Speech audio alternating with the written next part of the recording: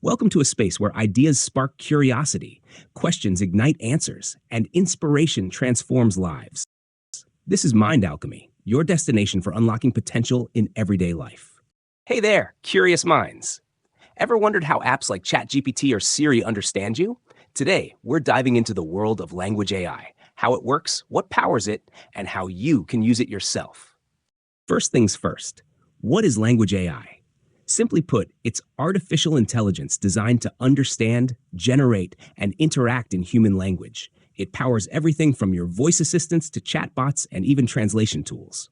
Now let's talk about the real rock stars, large language models, or LLMs. These are super smart algorithms trained on mountains of text data. They're like having a digital brain that reads billions of books and learns how to respond like a human.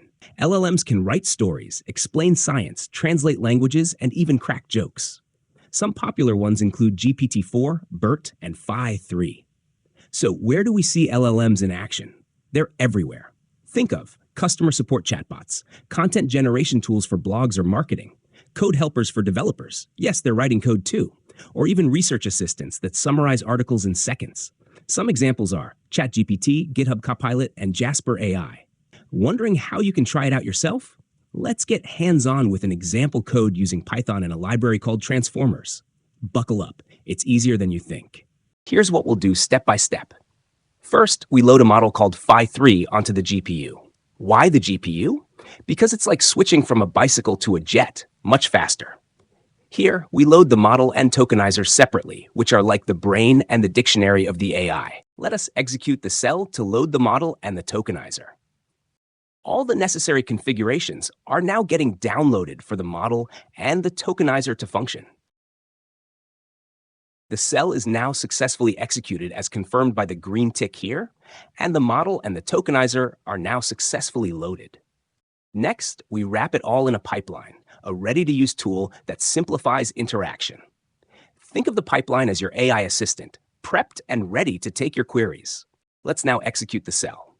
The output says that the device is now set to use CUDA, which means it is using GPU instead of CPU. Now the fun part, let's give it a prompt and see what it generates. We asked it to make a teddy bear joke. What do you think it came up with? So the joke reads, why don't teddy bears ever get lost? Because they always have a bear with them. Did you realize you have just created your first generative AI code, which is capable of generating super fun jokes? Go ahead and experiment with your own creativity and let me know the results in the comment box. If you found this tutorial helpful, like this video, subscribe for more AI tips, and share it with a friend.